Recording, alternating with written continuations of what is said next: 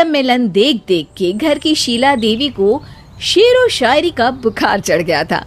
अब वो सीधे मुंह किसी को जवाब ही नहीं देती थी।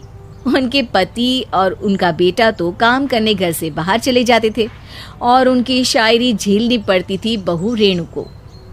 अब सास बोलती नहीं, अर्ज करती थी, संदूक पे रखी संदूक, संदूक में रखे झुमके, बहू झुमके निकाल के दे मेरे, कहाँ लगा रही है ठुमके।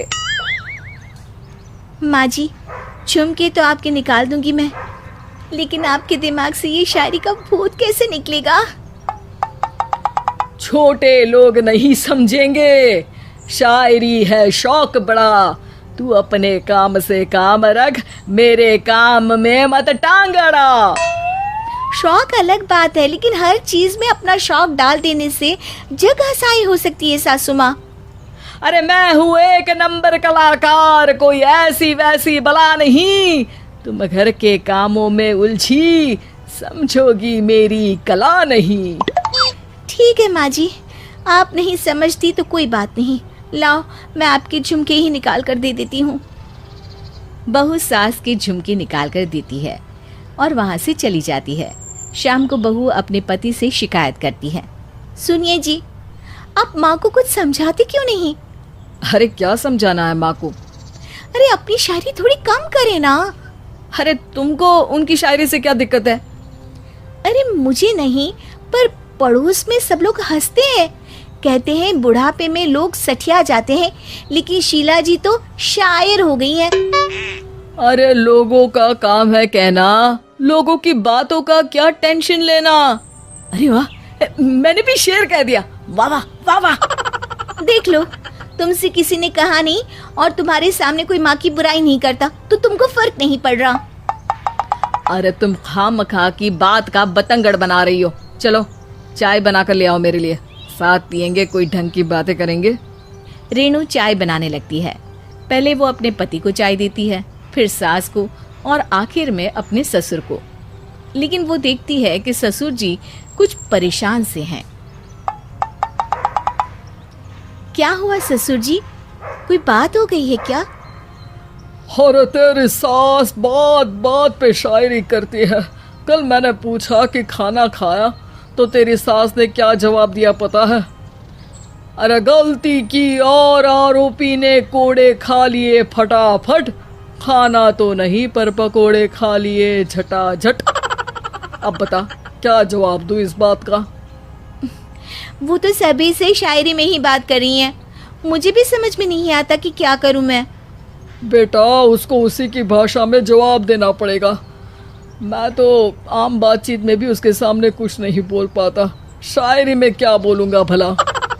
ससुर ने जैसे ही कहा कि उसको उसी की भाषा में जवाब देना पड़ेगा, बहू को ये बात जच गई। अगले ही दिन वो शायरी की कुछ किताबें लेकर आई और शायरी की प्रैक्टिस करने लगी ताकि सास को उन्हीं की भाषा में जवाब दे सके। उसने दिन रात एक कर दिए। एक दिन सब साथ में बैठकर टीवी देख रहे थे, तभी रेणु सबके लिए बिरयानी बनाकर लाती है, लेकिन सास को बिरयानी भाती नहीं। कौवा करता काऊ काऊ, चिड़िया बोलती ची ची, इतना खराब बिरयानी बनाई है कि मुंह से निकले छी छी। बस इसी मौके का तो बहू को इंतजार था, क्योंकि अब बहू सास को उसी की भाषा में जवाब देने के लिए तैयार थी। माँ जी, हमको अपनी ये बेकार शायरी ना सुनाइए, जैसी भी बनी है बिरयानी चुपचाप खाइए।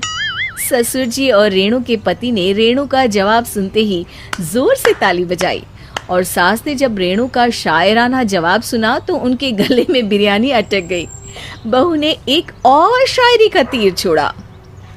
शायरी में बहू के सामने सास हो जाएगी ढेर, क्योंकि सास मारेंगी एक शेर तो बहू मारेगी 1.25 शेर। सास को छोड़ के सब वाह वाह करने लगते हैं।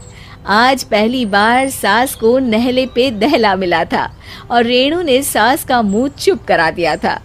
अगले दिन रेणु का पति उससे कहता है, अरे वाह, तुमने तो माँ की बोलती ही बंद कर दी, मजा आ गया। अब मेरे लिए कुछ बना दो, खाकर मैं काम पर चला जाऊं। शायरी ही है मेरा जीवन, वही करूँगी जी भर के। नौकरानी रख लो कोई, काम नहीं करूँगी मैं घर के। अरे तुम क्या माँ जैसी हरकतें करने लगी, सीधे सीधे बात करो ना। हो गई कल शायरी, रोज थोड़ी ना करोगी। शीशी भरी गुलाब की पत्थर पे फोड़ दो, जो मुझे शायरी से रोके उसके कान मरोड़ दो।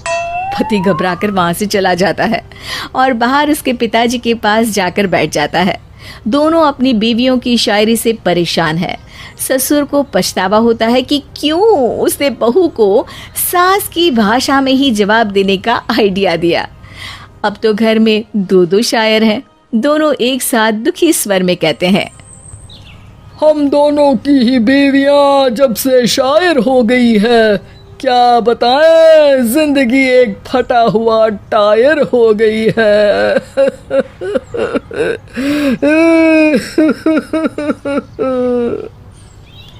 हम दोनों की ही बीवियां जब से शायर हो गई है, क्या बताए जिंदगी एक फटा हुआ टायर हो गई है।